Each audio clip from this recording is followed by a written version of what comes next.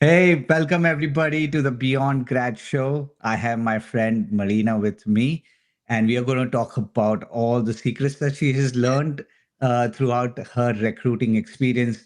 I'll let her introduce herself, and then I'm going to go start with a fun game that we are going to play together. Yeah. Well, hi everybody. Thanks, Varun, for having me here. It's an exciting opportunity and love to share what I learned in my last 10 years of experience. I'm Marina. I'm a former ex Meta Google recruiter. I worked at the agency, staffing agency as well. Now I transition into job search coaching and I specialize in helping mid to senior level software engineers to translate their technical skills into the stories that would land them roles.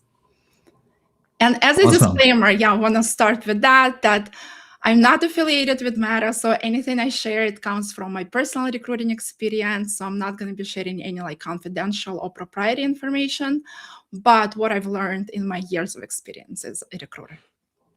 Absolutely. And that's what we want. We do not want any confidential information that will be valuable to anybody listening, information that you've gained or insights that you've gained through your years of experience. So we value that. I know you're going to share a lot of great insights here. Yeah, I've already told you that I'm a fan of your writing, which is a no fluff, very tactical information. So I really appreciate that. And I'm looking forward to this episode. And we can start. We'll start with a fun game. It's called Thumbs Up, Thumbs Down. These are your opinions from your experience. Uh, I can just share one question and everybody will understand what this is about. So the first one being thumbs up or thumbs down on two column resumes. For me personally, thumbs down. I don't have time to go through one column, second column. Let's do it one simple format for easy scanning. Nice. How about cover letters, Marina? Do you like them? Thumbs up, thumbs down? Uh Depends, right? Like I supported very generalistic roles, right? So as long as you meet minimum years of requirements, I would have a conversation with you. But I feel like if it's more niche role and you have the specialty in that specific area, I feel like cover letter will be very helpful. So it's basically if you're leading from the front foot, and this is a cricketing term, but if you're leading with your advantages for a specific role and you have deep expertise, a Mm, cover letter could help explain why you want to totally. go after this role, Yeah, correct? absolutely. Okay, nice. We'll go on to the third question in this game. But if anybody is joining us live, either on LinkedIn or on YouTube, let us know. Just add to the comment, hey, I'm so and I'm logging in from this location around the globe. We would love to see. These are all going to be comments either on the LinkedIn platform or the YouTube platform. I'll bring them up during the episode. We'll obviously feel free to ask questions anytime during this chat, and when appropriate, I'll bring them in as well. So, continuing on, Marina, the next one would be this is an interesting one, accepting a job offer but Mhm. then getting a better job offer and declining the first one. Mm. Thumbs up or thumbs down? It's a tricky situation because from the company, from the hiring perspective, like we did everything we could to get you on board, but now you're kind of backing out, and that leaves like a bad taste in the mouth. But from job seeker perspective, if you found something better, why not, right? So now you have to kind of weigh the options and what like benefits you as a person in the long term. Let me sidestep from the game a little bit and just prod a little bit deeper here, which is what does it mean bad taste? And how long does that bad taste remain? Will I have a problem coming to this organization down the line, let's say a year or two later? No, no, you won't. I feel like it's more about immediate and a short-term bad taste at them, because down the line, let's say similar roles open up. I already know you passed, the interview process. You match culturally, right? The company wanted you back in the days. So would I go back and revisit? Yes, but will I be very direct and setting expectation that if that's happen again, that maybe we're not going to be moving forward ever again and coming back to your profile ever again? That might be also a conversation. Interesting. So you get a benefit of doubt once, Yeah, and then you want to make sure that you're aligned the next time so that the yeah, same thing does not yeah, happen. of course. Interesting. Otherwise, like, I'm losing trust, right? Again, I'm putting Yeah. all my energy as a company, as a recruiter into your candidacy. I'm advocating for you. But then for the second time, you stood us up. Hmm. Next time, the hiring manager will be like, why are you bringing that candidate to me? They already backed out twice. Yeah, I think the hiring manager part is also an important part here, Absolutely. especially if you are in the same industry and you're going to interface with each other more down the line. I think they also tend to give you a benefit of doubt once, Mm, and then after that, yeah, if you get stood up twice, nobody likes being stood up yeah, twice, right? fool In me this world. once, right? Fool me twice. That's on me already. Nice. We are already getting some questions in. Rashmi has a question. That's awesome. I will definitely take that as we go deeper into this episode. I'll go back to our thumbs up, thumbs down, because I think that's a fun game to kind of get quick insights. The next one is two-page resumes for people with 5+ years of experience. Thumbs up or thumbs down? I feel like five. Okay, so 5 years you can fit in one page. 7, I'm okay with going on the second page. That's fine. Yeah, and anything about that Yeah, for sure. yeah. And if you have more than 10, I would expect you to have at least 2 pages. Yeah. Yeah, That way you're giving yourself some breathing room on the first of page and course. you're Yeah, because that's where, well, the most focus will be on the first page, right? The most recent experience. So now you want to take that real estate on that page and like describe you the best way possible. But then I also, as a recruiter, want to see like career trajectory, right? What happened like last in 10 years? What kind of degree did you get? So that information could be very useful on the second page. I what I tell my mentees is that second page rarely changes opinions. Right. Like if you are going to get the interview on the first page, second page will not reject you. If you're going to get not get the interview on the first page, second page is rarely going to convince anybody to call you in for Unless an interview. unless I'm looking for very specific niche requisition that really has been hard for me to find candidates, and maybe on the second page the experience I'm looking for is where it landed, then Hmm. then I'll look like I'll give more weight to that, but it needs to be like very niche skill set. Interesting. And there's a demand and supply play there as well, right? Absolutely. Yeah. Very cool. Applying when you meet only 60% of the requirements.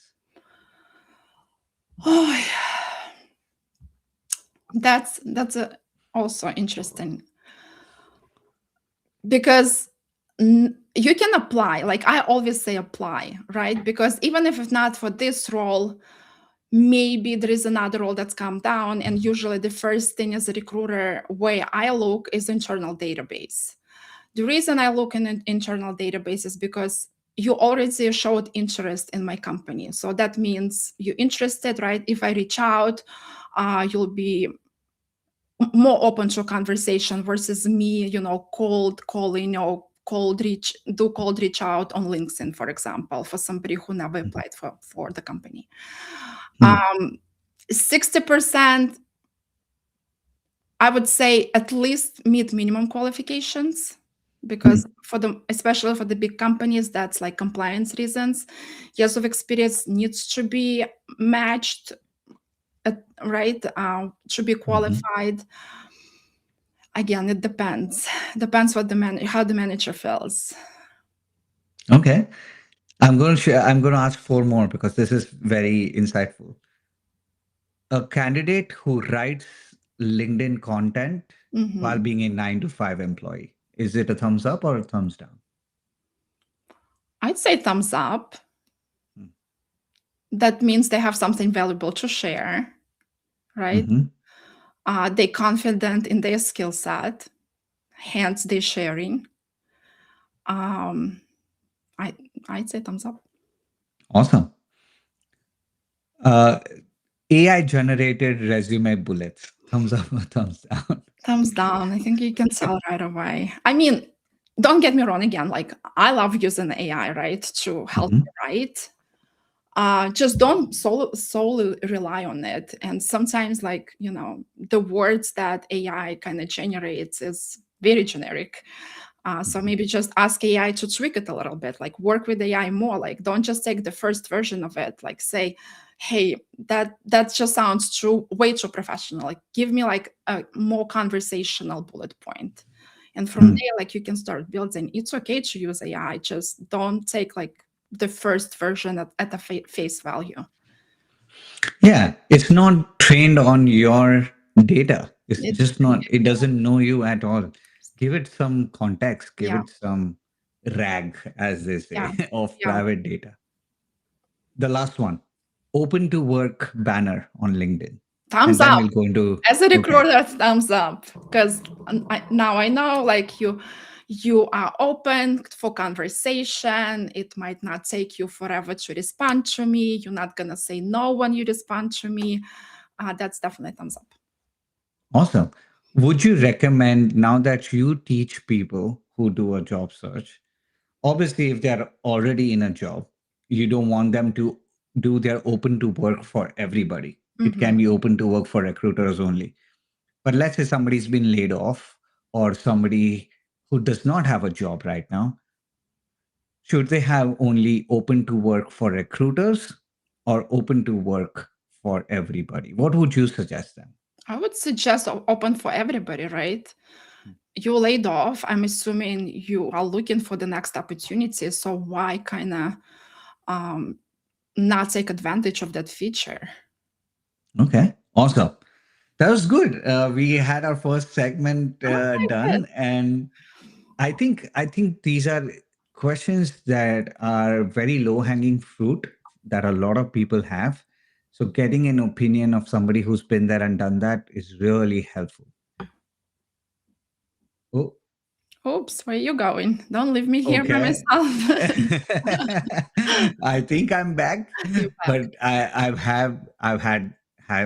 had this happen in the one of those sessions in the past. So if I go away, I'll be back and Okay. we'll continue on the session. So just be wary of it. I don't know why it happens. Sometimes it does. Sometimes it doesn't. Anyways, we also have questions in the chat from Avinash, and I think I am reading the questions just so I make sure I ask them when the time is appropriate, because I already have like a deep bank of questions, and some of them would already answer what you have. Mhm. So let's get into like setting the stage, so to speak, Marina. I think one of the posts of yours that I loved was this iceberg graphic that showed how much time a recruiter spends in the people who apply for jobs versus all the other ways that you are getting candidates. I would love to talk to you about that percentage breakdown of how different candidates are looked differently for the same job position. Yeah. So thinking that there is like a hidden market, or there is like a database of secret roles, definitely myth, right? When a company has a role open, it's in their best interest to attract applicants, right? What usually happens from recruiter perspective is that folks that applying don't qualify at the rates that we want to, right?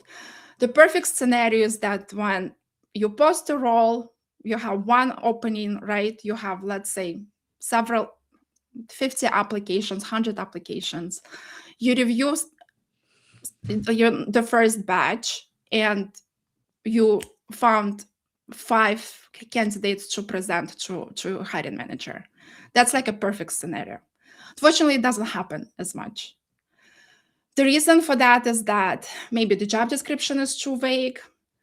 The other reason could be is a lot of folks applying from out of the country, a lot of interns applying for the industry role. So you kind of left with a very, very small batch of folks that actually um, fit what the manager wants from us, right? So Hmm. now what you do? Now you go to referrals if you have, right? Um, Usually when the role is posted, it could be shared within the company, right? If there's some incentives could be, right? If you refer somebody, we can give you, I don't know, depends, right? On the company again. Some give an extra bonus or depends. Referrals are always great because the philosophy here is that great people know great people, right? We have great people at the company. They usually know great people. If referral matches the requirements of the job, that's like Marina don't need to work. It's easy. Now it's just me connecting with them, just making sure, right? They're interested in the role, what the expectations, and then just put them through the process. In some scenarios, it could be there's some internal folks, right? There might be reorg happening at the company. Now we are kind of, instead of letting people go, now we're trying to move staff around. So internal candidates can come in place as well. But the short answer that there is no hidden market, and networking and referrals are the best way to get into the company as long as you qualified. I always say there is no hidden market, but there is a preferred market. Some people do. I mean, there is a way to get your visibility with the decision makers. Mhm. So there is a preferred market. Avinash had a question related to this. So what you mentioned is that ideally, to fill a pool of candidates quickly, you have a job position and you get 5 to 10 people that you would love to present to the hiring manager. Mhm. But that's not something that always happens. So you now have like this different pool. And I know you didn't touch upon it, but in the post that you wrote, you also mentioned sourcing. So sometimes when you don't have like a pool, you're going out to source. Yeah. I'll ask Avinash questions first, and then I ask a question about those 4 categories. Mhm. Do people who have referrers have an added advantage? I know you've already, Marina, talked about great people knowing great people. What kind of added advantage is it internally? Let's say in your application tracking software or your conversations with the hiring manager, what kind of weightage does that referral give? Yeah. So usually referrals get first eyes on. So as a recruiter, you get notified that referral came in, and usually at the different companies, they have that a date by when, let's say, recruiters need to review candidates. So the priority usually always goes to referrals. Now, to be considered again, right, and that's where kind of the tricky part comes in. You can be referred, but you can be still rejected because you don't meet qualifications. So that's what important part as well. Get a referral, but for the roles that you are qualified for. Awesome. And in that case, now that you can get a referral, and essentially the question number 2 here is probability, reducing the probability of resume. Getting a referral is a way to reduce that probability. Yes. Being an internal candidate, a lot of people underestimate the power of moving internally. Mhm. If you have like these 4 batches of people, a pool of job applicants, a pool of referrals, a pool of internal candidates, and a pool that maybe you have sourced in the past and kind of have in your back pocket, which one are you preferring first, Marina? Is there thought ever given to where you go first? So I feel like internal would be always give priority, right? Because they're already at the company, they understand the culture. The interview process might be a little bit different, right? Because they already proved they have, like, we have performance reviews on them. So that would be always the priority. Then referral will be the second one, I'd say. Applications, and if I don't see anything from the applications, then I go source. Essentially, you're trying not to source, right? I mean, as a Yes, because recruiter, it is my time. it's Like, time I have so consuming. many. Yes, it's time consuming.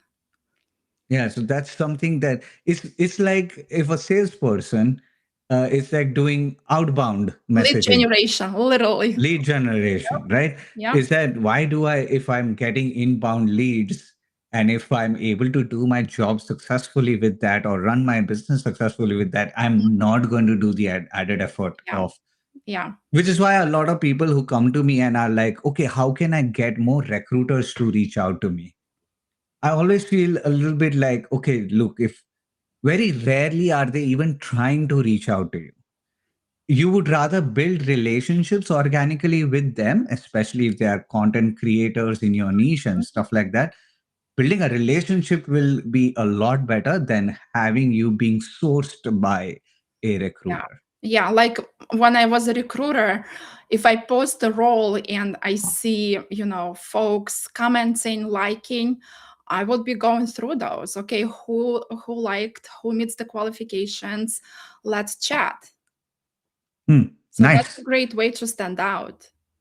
And even if you're not qualified, right, like you said, you can build a relationship because you know a recruiter who is working at the company you want to work at. So compliment them, I don't know, on a post, or be like, yeah, I share your insight, DM them, and start having a conversation.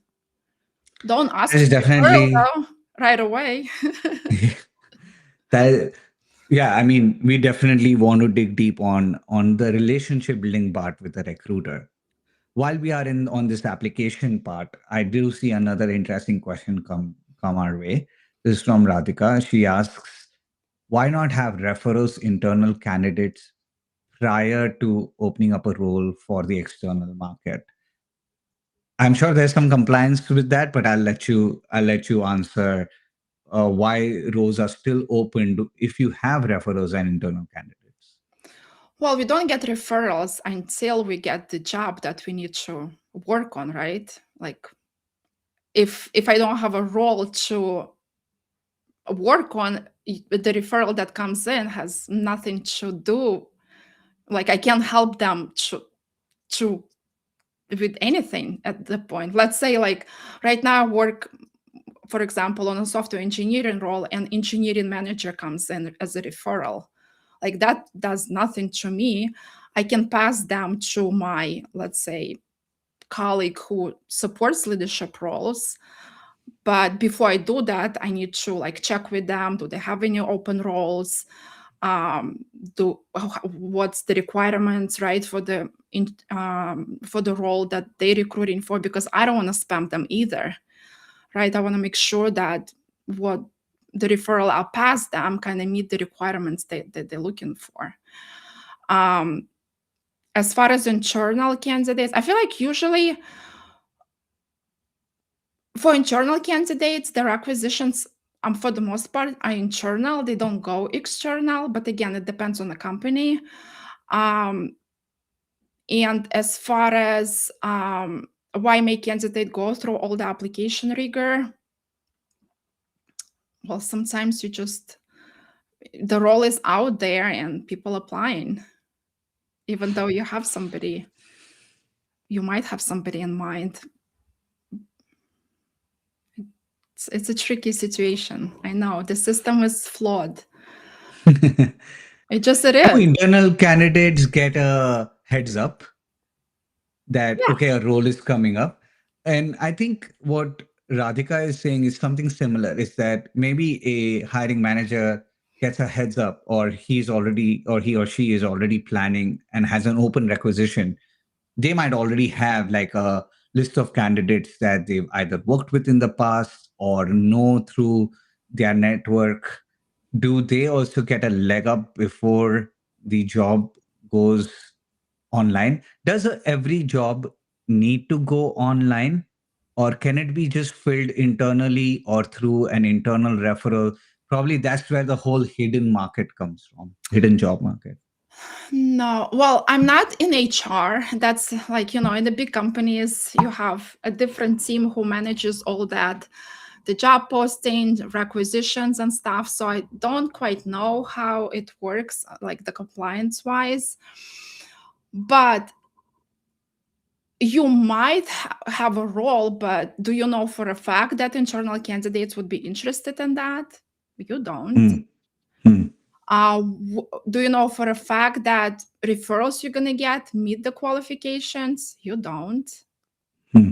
And so now what you're going to rely on is your recruiter to go through the applicants and to source if needed. And usually that happens for like very niche roles too. Hmm. Hmm. Okay. Because the companies are big. Like let's say if you Meta, Google, those are huge Yeah. companies. You can know Yeah. everybody. You can know for sure, or I'm gonna have an internal candidate for this role. Yeah, absolutely. I know there is a question from Rashmi right at the start of the episode about AI and expected to know AI for positions. We'll take that on later down the line. So I just wanted to make sure I tell her that we will definitely take that question on down the line. I am going to. Okay, here's another question before we move on to the next topic that I wanted to get dig deeper in, which is how to build a relationship with a recruiter and all about ghosting. So we'll get there. But here's another question, which is from Vivek. When a candidate is attempting a career pivot, does not have direct industry experience, for example, hasn't worked in advertising, but has worked on a client side with digital advertisers. I'm guessing paid acquisition and those kinds of things. How would I get the hiring manager or recruiter's attention for a more personalized pitch? A standard apply may not get them through the whole application tracking software or the initial pool of candidates. It might lead to a straight elimination. That's a good question. That's a great question. And I feel like if you apply for a role that doesn't meet, like you don't have advertising experience, then you probably will be rejected, right? Just being very honest here. Now, how do you want to bypass that? Again, it's all about like building relationships, um, building your LinkedIn. Like, okay, tell me in your about section, why are you pivoting? What interests you to go from, you know, advertising on the clients, like, what's the story there? And once your LinkedIn profile kind of tells that story, now you can start reaching out to maybe recruiters and be very open about it, right? Yes, I don't have that industry experience, but maybe I work on a side projects. Maybe I have a social media that I promoted a brand and got millions of views.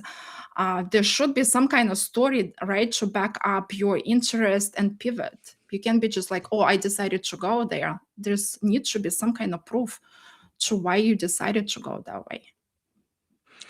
You need to show rather than tell, Yeah. especially in this point, and you need to get to the person to show rather than tell. So that Yeah. which is the question in Yeah. a way.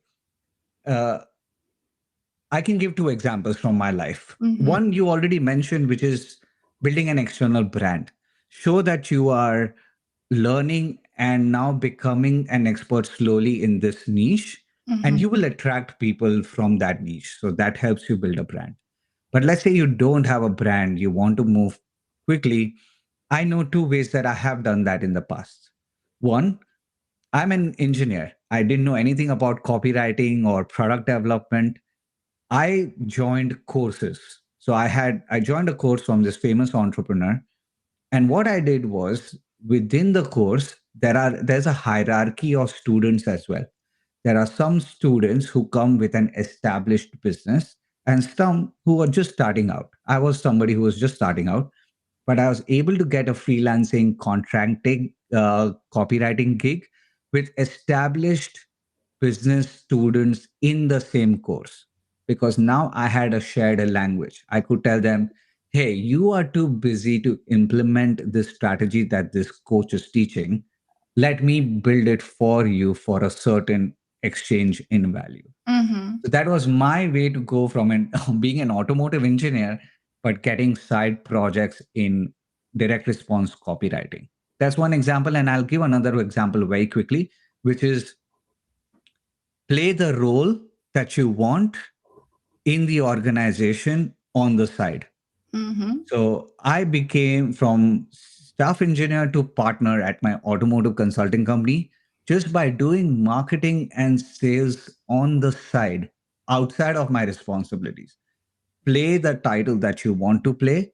And internally, that's a great way to kind of position yourself for that next title. You'll get the title after you are able to showcase that the responsibilities are there. Yeah.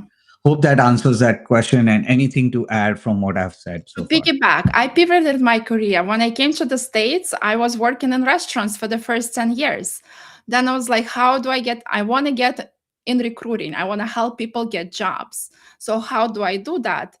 So I went to a startup and said, I'll work for free. I know you're just starting, but I need experience. I need to understand how this recruiting world works. Can I work 9 to 5 here for free for like a good year? And at night, I'll go to restaurants, bartend, serve, whatever is needed to, provide income for myself. But that's the first year. Now I have it on a resume, right? Now, for me to get in recruiting, I kind of open up the door, and then Absolutely.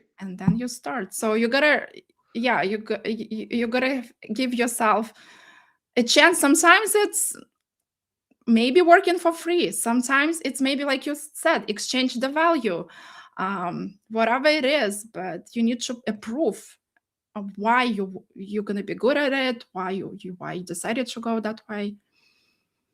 That's excellent, by the way.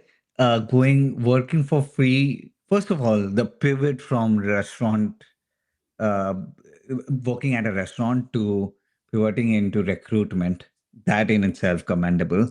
Then going from starter for free to some of the biggest organizations in the world, also commendable. So flowers to you, Marina. That That's was awesome. It was recruiting for free agency that I'm so grateful Yeah, they took me in. And yeah. then from there was Google and Meta. So Impressive, to thank say the least. thank I will put a final bow on that point because I know that there are some people listening who are immigrants who might not be able to kind of work for free or things of that nature outside of their organization. One last example is a friend of mine worked at a big automotive company as a on the controls engineering side, but was able to do work for the sustainability team just as a hobby on the side internally when they were able to, after they got their green card and stuff like that, when they were able to switch to a job that was not related to their field of study, the sustainability team was more than willing to have them onboarded as the zero carbon expert in their team. So, I mean, you have to become creative and you. you have to show rather than tell, is what I think Marina and I Yeah. are sharing. Awesome. I think that now I would love to move on to building relationships. I think one of the biggest parts of the candidate experience throughout the whole hiring process is their relationship with the recruiter. Let's start with the hot topic first, and then we'll talk about these different areas where a recruiter relationship might be beneficial. Let's start by ghosting. A hot button topic, and I know I want to give like an understanding to people why ghosting happens, why it is organic. What are your thoughts on ghosting, Marina, from your experience? Why does it happen? When does it happen? I would love to get your thoughts on it. I feel like ghosting while candidates are in the process, they already like interviewing, and then you ghost them without feedback. That's like unacceptable. Ghosting when somebody cold reaches out to you, I feel like that's fine because you physically don't have so many hours in a day to respond to every message that you get. So I want to like distinguish that. But like I said, ghosting when you work with the candidate, they went through the initial interview, or they went, let's say, didn't make it, like you have to let them know, right? The company decided, or the hiring manager decided to go with another candidate, especially if you got to the final loop, right? If you just Yeah, post them at that stage, I mean, that tells you everything about the company. exactly. But do you want to work for them if they're so like uncommunicative at very, very early on? But a lot of things could happen too, right? Let's say it's a startup and there's only one recruiter working with 15 different managers. They just physically also cannot respond to everything. But I feel like if you have a candidate in process, I feel like we as a recruiters, we need to let them know. Yes or no. Like sometimes you can go into details, but like you need to give them a closure to the candidates. I think there is a person on the other side of the table as well. Hmm. And the person can be extremely busy, and that might be a reason for ghosting. They may not have the right tools to enable them to give feedback or to close the loop. Like some people have access to tools where they can say that, okay, this person is out of the candidate loop, and an automatic message goes to the candidate. Those kinds of tools also help recruiters kind of close the loop. My question here is, a lot of times people are interviewing, they are not ghosted per se, they are told that they are out of the interview loop. But when they go and seek out any kind of feedback about how to be better, they are stonewalled sometimes. Hmm. What are the reasons for that based on your experience? And I'll be very transparent. I've done that as well. Hmm. And the reason for that is that it's a company policy. We're not allowed to share specific feedback. That's And why is that the reason? I mean, I know a little bit of it, but why is that the well, because you're kind of gonna open I feel like a Pandora box, right? Because candidate has one perception of the interview, and then the interview has a different perception, right? Because they evaluate against certain things, and maybe the candidate didn't hit those spots. Mhm. So now, I tried to go back and give them some like overview, like a general, maybe the coding wasn't as strong, maybe a systems design was missing like trade-offs, right? Mhm. But in writing you can tell that Mhm. that's my job on stake, that's my income at stake, my family is at stake, right? So, and that's where the relationship comes in. So if I have a Mhm. good relationship with the candidate and they've been very responsive, very nice, right? We kind of build this like rapport, right? I would call them and be like, that's what we missed. Or if I don't do it now, when they come back maybe in 12 months, I would be like, that's what happened last time. Let's work on this. This is an opportunity for us to improve if we want to nail this time. Very interesting. So you mentioned that first there are compliance reasons why you can't put anything in writing. Now, sometimes you can share a bit more when somebody has built a relationship with you and you are able to get on a call with them. Yeah, And then you mentioned something about the 12-month thing, cool off. the cool off period. Let's digress a little bit and kind of share what that cool off period is. Is that a standard practice in every big organization? What does that really mean, the cool off period? I think it depends also. I know Google and Meta had it. Basically, if you didn't make it through the interview process the first time, they give you 12 months to improve your skills. because Hmm. in their mind is that if you come back in 3 months, mm, it's not enough time for you to improve, Hmm. right? And so that's kind of where the 12 months. Sometimes it can reduce at 6 months. It just depends on case to case basis. I know some companies don't even have cool off period. It just depends on the manager, right? They review the feedback and they're like, well, that may be not relevant to the role I'm looking for. I want to invite them for the interview even earlier than 12 months. Hmm.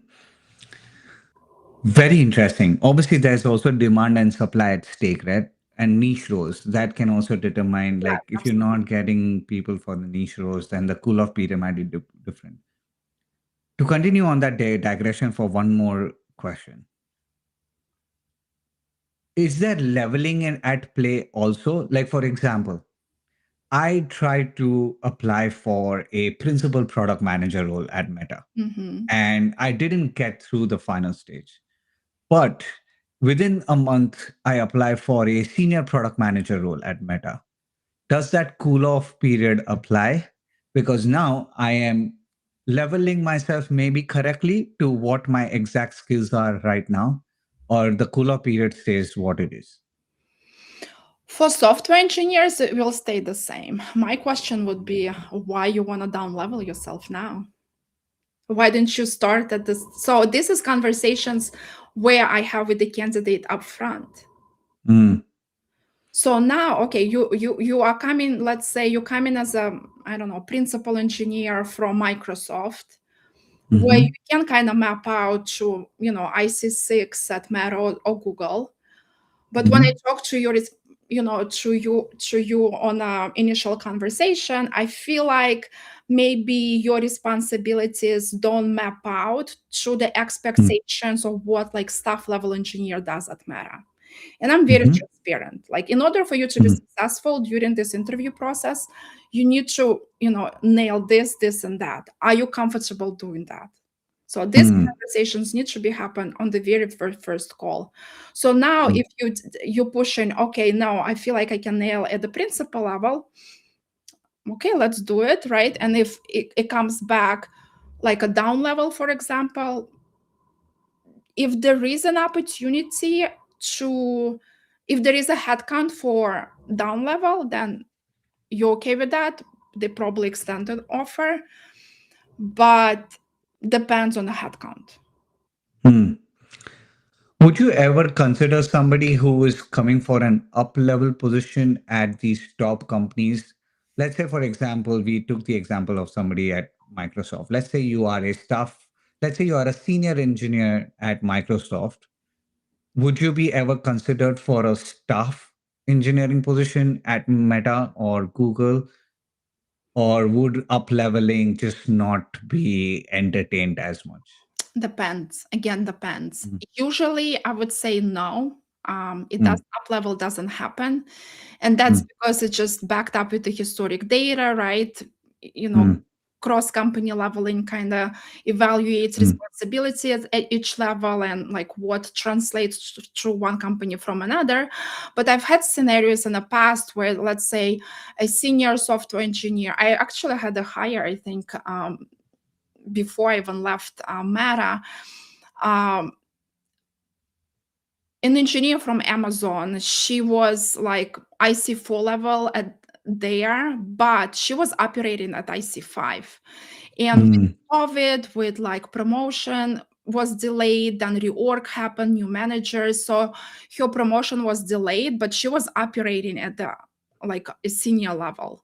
So I was pretty honest with her. I'm like, let's target senior level because I think you can nail it, but just don't reveal your current level to recruiters or like the hiring managers and take it off your resume. That way, the mm. bias is removed, right? And now they can just evaluate your performance during the interview as a face value. Nice. Understood. Let's go back to the relationship part with the recruiters. And let's start from the very beginning. Like, a lot of people cold message recruiters or want to build a relationship with a recruiter, irrespective of whether there's a position out there or not.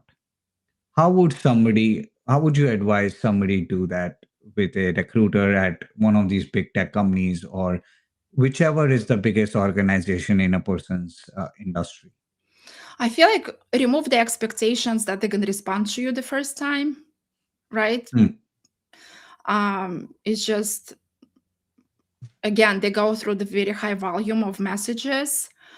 But show up in the comments, show up in likes if they are active on the on LinkedIn. Sometimes you can have access to their contact information if you connected, right? You can email them, say, hey, I've seen you posted this position.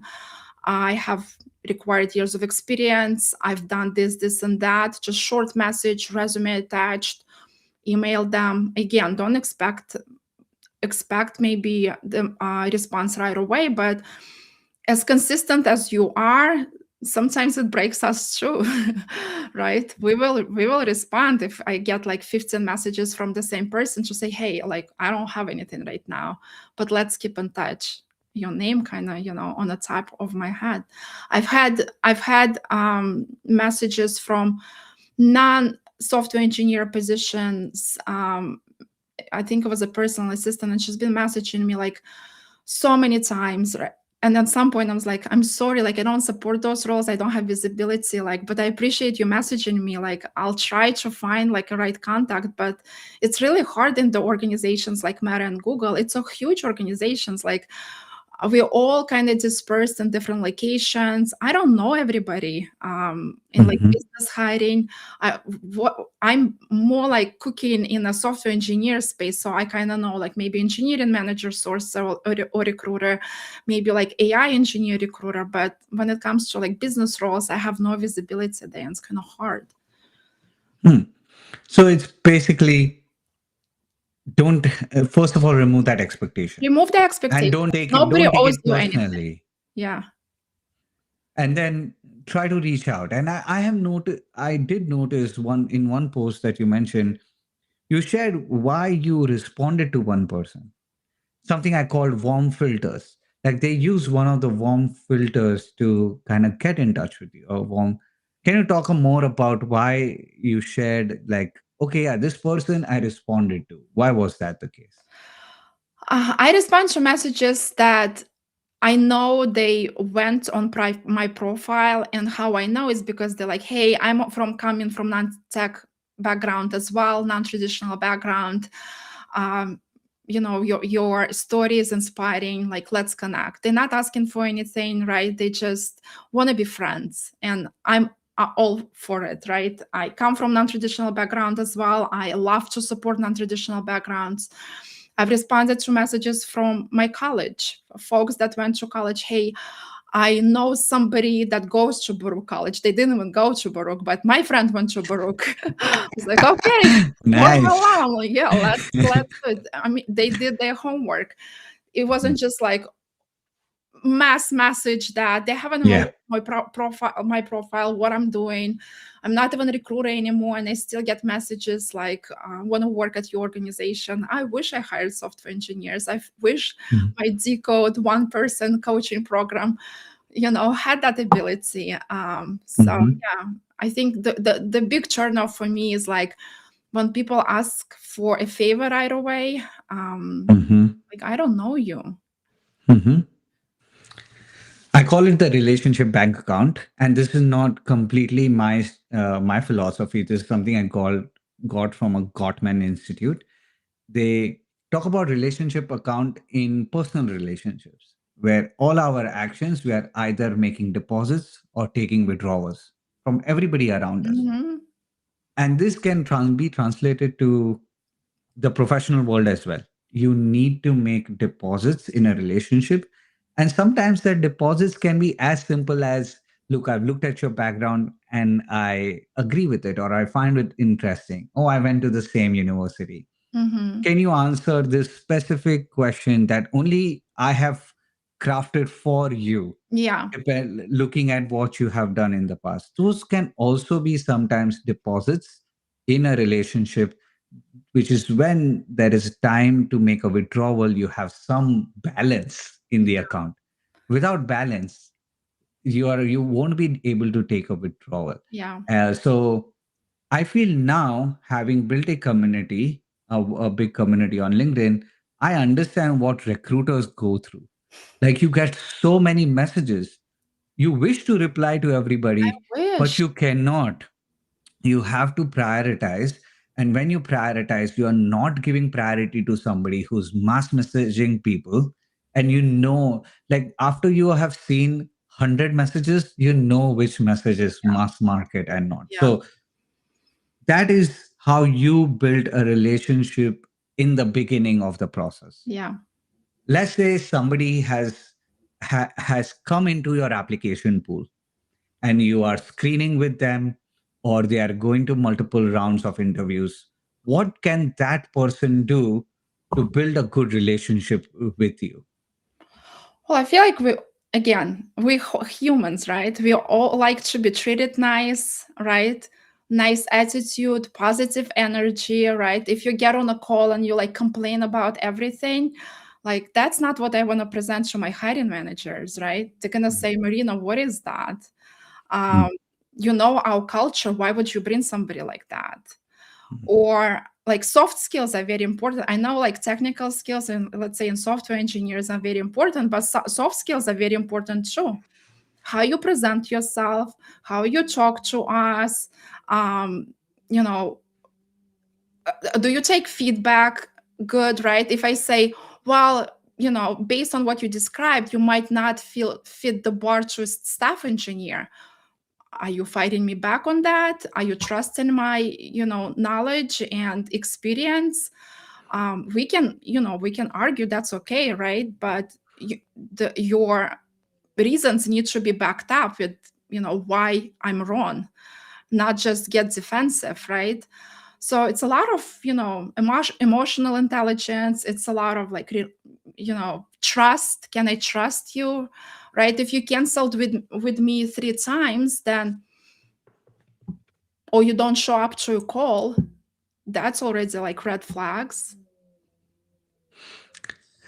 I love that. Like, we are people, we We are, want to have a good relationship, and everybody knows what a good relationship looks like. yeah. And you kind of have to maintain that.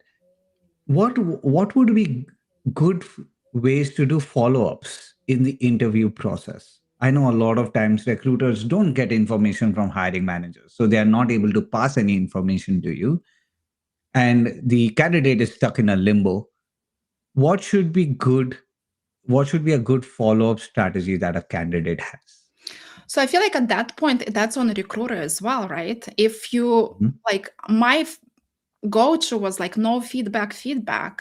If Mm. there is delay on a hiring manager side, I go back to my candidate and say, hey, I'm still working on a feedback.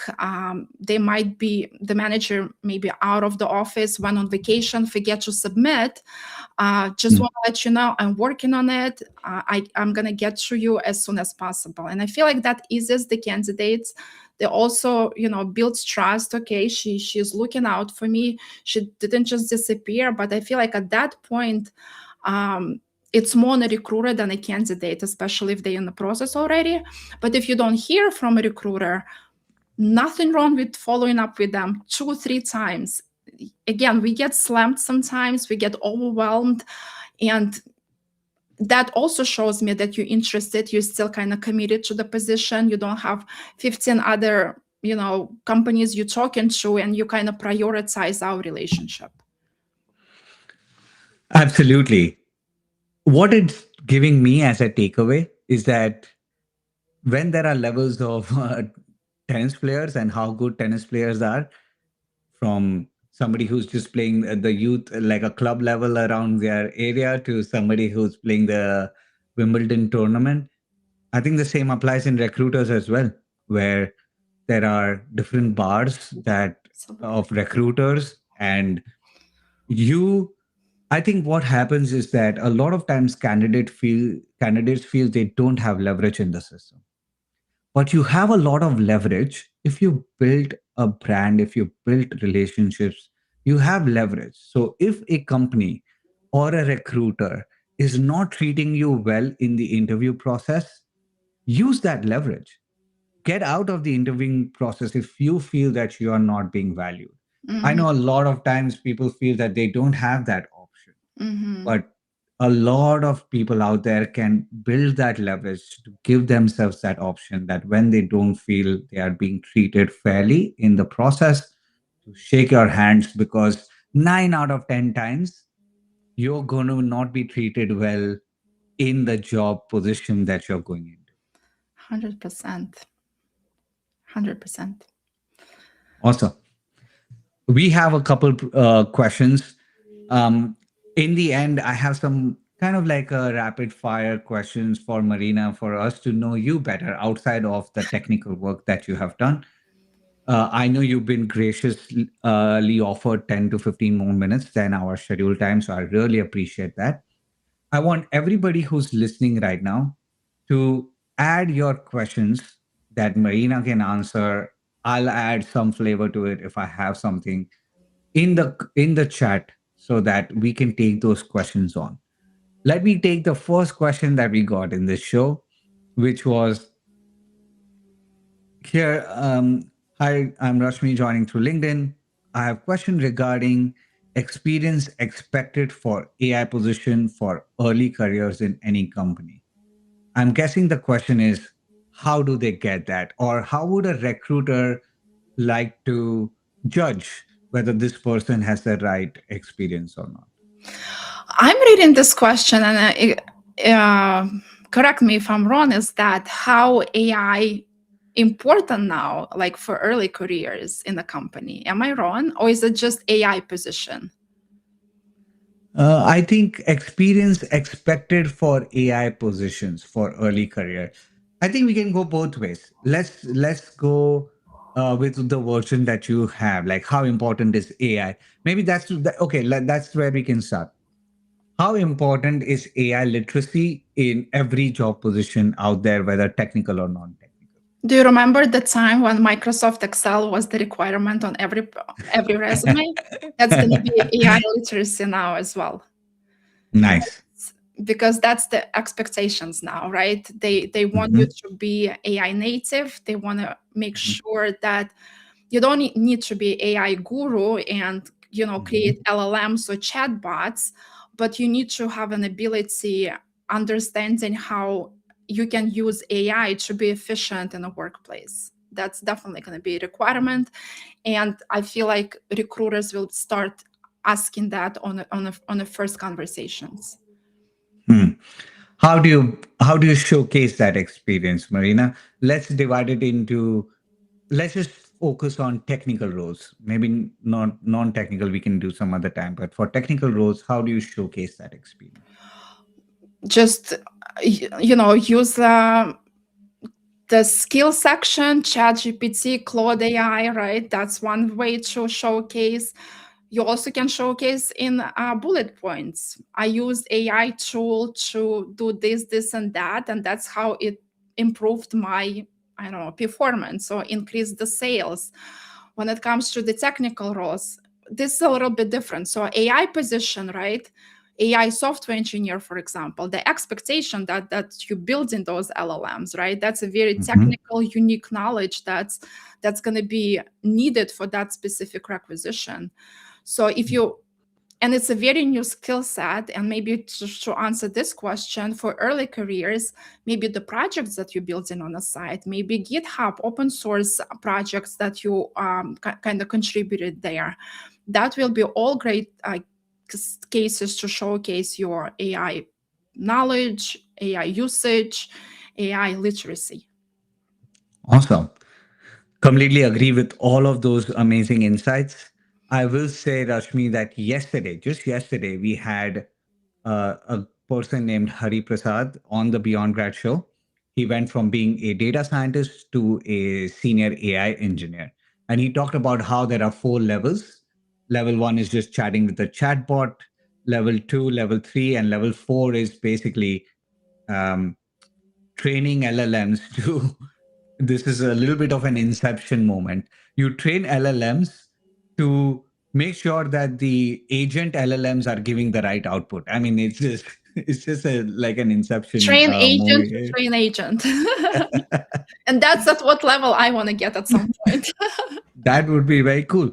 So feel free to watch that. I think he's done a masterful job in that episode to kind of share exactly how you can move through those different levels from tool perspective, mindset perspective, etc. Mhm. So agreed. From for what Marina shared here, here's another question. I'm a software engineer creating a GitHub portfolio of different projects. This is mainly to learn new technologies, frameworks. Will it help me present the portfolio to a recruiter, especially if I want to develop a relationship with them? To develop a relationship, maybe that's not the best way to build relationship, right? Why would be I interested in looking at your portfolio at this point? Maybe if portfolio, maybe it would be a case if I have a role that's looking for specific skill set and your projects work with that technologies, then that it would make sense, right? To share or start conversation. Like, I've seen you posted a position yesterday. I'm actually working on GitHub. I'm using specifically these technologies. Here is the link. But what I've been noticing, as a recruiter, I noticed that as well, is that a lot of engineers starting to work on GitHubs because they're looking for a job and they have very little contributions, very little projects there, and they just put it just because. And when I click on that and I don't see a lot of green in the repositories, right? I'm kind of disappointed. I'm like, okay, what was the point of that? So I feel like just to share because you just started maybe is not the best way to showcase your skill set. You want to have some more proof than that. I think you muted. Oh, Oh, there you go. thank you. Uh, I think that's a very good point. Where see this come into play is the difference between a resume and a LinkedIn profile. In a LinkedIn profile, you have the ability to show a lot more, to kind of build like a multimedia thing that you can share exactly what you did using linking to your GitHub profile, etc. Maybe this is a good segue into that point, Marina. How important is the LinkedIn resume? Do you always check LinkedIn resume of the pool of candidates that you have selected? Yeah, tell me more about how recruiters view LinkedIn profiles. I always would check. And the reason is that LinkedIn is a public platform and it's kind of harder to manipulate your experience, right? So I go there for more like credibility and proof that your resume says kind of the same thing as LinkedIn. Mhm. Um, that's the first thing. The second thing, if you applied for the role with the resume, and I think your resume, tells me what you've done, and I'm comfortable presenting you to the hiring manager. If your LinkedIn is bare, I don't care at that point. It's fine. Um, but I would go to activity and see, have you commented on other posts? How do you comment? What kind of posts you posting? Because my manager will do that. And if, let's say, I miss something, I'll be called out as well, right? The manager will be like, Mm, oh, Marina, did you see the comment they posted? Do you think that's something we want to bring to the company? Right? mm, The energy. So you want to make sure like you're not negative. It's a mm, professional network, right? Be kind, be positive, find other avenues to vent. mm. So, how you post on the platform, how you comment on the platform matters.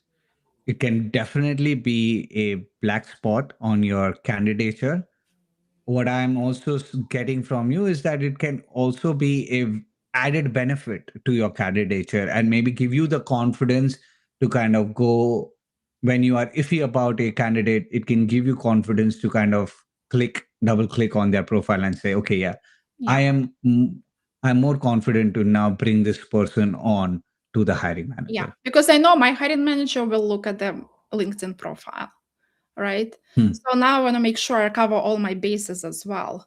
Or maybe I'm looking for more support, right? Hmm. Maybe it's a niche role and maybe I'm missing something of the resume. And then I go on LinkedIn and they have a GitHub attached to that. And now GitHub shows all the projects they've done in this specific area. So when Hmm. I'm going to be writing, so when I present, let's say, a candidate to the manager, I kind of do a write up, right? I Hmm. talk to them, they meet the years of experience, they've been working on this and this and that. Maybe this is the GitHub to support, the technology we're looking for. So I will include information relevant to the job. Hmm. Excellent. Uh, I think what question that brings me, and this is probably the final question I ask before we move on to some casual rapid fire, is it almost sounds like you work very closely with the hiring manager. That's obvious. And you are supplying the hiring manager with the best candidates that you can possibly get them. Now, there's also a flip side where you are championing a candidate, and sometimes you notice bias within the hiring process. Rather than telling me where this happened, have you noticed bias in the process, and how does a recruiter, what kind of action they are able to take within that? So bias would come, let's say, a gap on the resume, right? And now it's my job. If I think the candidate is strong and they will do great job at the company and they meet the requirements, so now it's my job to defend that gap. So now I'm having a Mm-hmm. conversation with the candidate. Okay, tell me what happened, like, or they changed a job every year. I want to make Hmm. sure that I have a story to share with my hiring manager that makes sense, that backs up like the reasoning why they changed the job, why they had a gap. That way, I don't have a pushback for them, and I have like I have my arguments how I can defend that candidate. Excellent. So there are ways that biases can occur where if the recruiter is confident about the skill of the person, they can pat for them even internally in this process. Absolutely, absolutely. Even Awesome. even let's say the technology they worked on was 10 years ago on a resume, right? And the manager's like, well, I need somebody recent. And I could say, well, look at the project they worked on the side. That was the most recent open source project. Like, I can give them all this evidence and vouch for the candidate. Because essentially, the managers trust me as well, right? We have this relationship that they trust me to bring the best candidates for them. Awesome. Final question here from the chat by Akhil.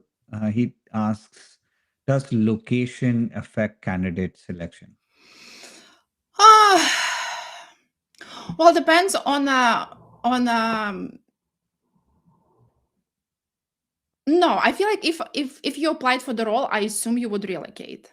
Otherwise, Mhm. what's the point? Right. Right. Right. So if they So meet there is no. qualifications, and like I will have a conversation with you. But that will be my first question would be like, the role is in California, you are in New York, are you open for relocation? And if they say no, then we don't want to waste each other's time. If they say yes, okay, let's continue the conversation. Perfect. Awesome. This was amazing, Marina. Thank you so much for all the nuggets. Before we move on to those questions, rapid fire questions, anything we haven't touched in this call that you would like to point out? Don't forget, we're all humans, right? And everybody likes to be treated nicely, right? So be nice to each other. That's my only message.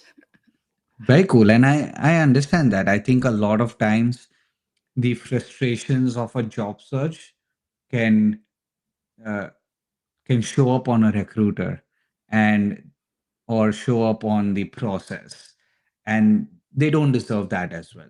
I mean, if you feel that you are not being treated fairly, you have also the right to kind of step out Yeah, from absolutely. that situation. Awesome. All right. So I have some questions that I would love to ask you to know Marina a lot better outside of your technical career that you've had, decode the company that you are building and running right now. And these are just like four or five questions Mhm. and very simple ones. Um, your favorite movie, Marina? It cheesy as that might sound is a notebook, and the reason Okay. I don't want it get dark, but I always tell my husband I want to die on the same day. Just lay down next to you and die because I cannot handle you going before me, and that's the romantic part I love about that movie. Oh, that is very sweet. I know. I mean, there's a dark element to it, but it's very sweet as well. Somebody who has been married for 12 years now, I can totally understand where you're coming from. Go to cuisine when you're going out to eat. I love Greek food. I feel like the main reason Okay. I moved out from Texas is that they didn't have good Greek food there. And Okay. here on the East Coast is beautiful Greek food. I love it. Mediterranean, olives, lemons. Ah, I live in the Metro Detroit area, and there's Greek Town in Detroit. It has amazing Greek food as well. So maybe next time you are in the Detroit area, we'll hit up one of those spots. One book that has influenced you greatly. It does not need to be the best book in the world, but the one that influenced you the most. I think it started with Brené Brown. Um, oh my God, I'm forgetting the book title, but it's all about Daring vulnerability. greatly, No, daring greatly. no vulnerability. I think she had a book about that, and Okay, then now is Let Them by Mel Robbins. okay, very cool, very cool. This is a weird one, but it's something that I always love to ask: is do you believe in God? In God, um, I believe there is something there. I believe in an energy, in spirits. I know there is something. There is a force there. Is it a God like Catholic God, Muslim God, or Buddhist God? I don't know, but I know there is like energy beyond us that kind of works in the world in a very strange way. Very cool. Okay.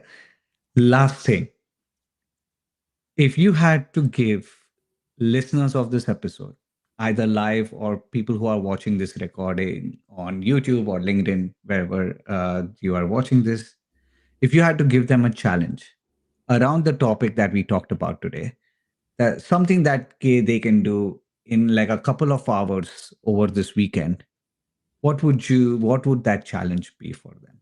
Yeah, I feel like as a job seeker and working with job seekers right now, I feel like one of the common things that I hear is that I apply but I don't see the response. What I want to challenge is apply for a role and go on LinkedIn and find people that work at the company. See if you have connections there, see if there's second connections. And when you find five, right? Maybe it's a hiring manager, maybe somebody you worked in the past. LinkedIn has a feature and shows you how you connected to them. And write five personalized messages to them. Find something in common, sit down, slow down, look at their profile. Maybe they posted something. Maybe they like fishing and you like fishing. Maybe they like a Russian poetry. I remember I was sending messages to software engineers as a job title, the book that they mentioned on LinkedIn. They haven't responded in years to anybody, and then they responded to me because I kind of, mentioned that. So that's my challenge for you. Very cool. I hope everybody is able to take that on and go forward with it. We would love to know if you've taken on this challenge.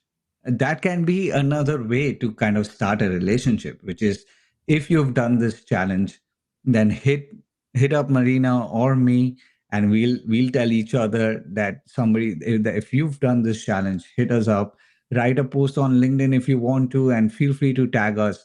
That can be another way to kind of share what you are doing and building in public. This was awesome, Marina. I'll pause the episode here. Before we leave, I would love to give the floor to you to promote the amazing work that you are doing with Decode. Please share more about that and how people can take advantage of it. Yeah. Well, thank you. I had so much fun. Thank you for having me. But what I do with Decode is essentially I work with engineers. I recruited engineers for the last 10 years, and now with the market the way it is, I think is kind of my duty to share the knowledge and help engineers in the job search. So I'm all about clarity, about positioning, about very strategic new job search. It's not about mass applying like we talked about right now, right? So yeah, Decode is based on that. I help engineers to turn their technical skills into stories that show the impact, that show the judgment, that show the trust. And you can find me on LinkedIn, Marina Petrovic. You can DM me and we can start the conversation. Awesome.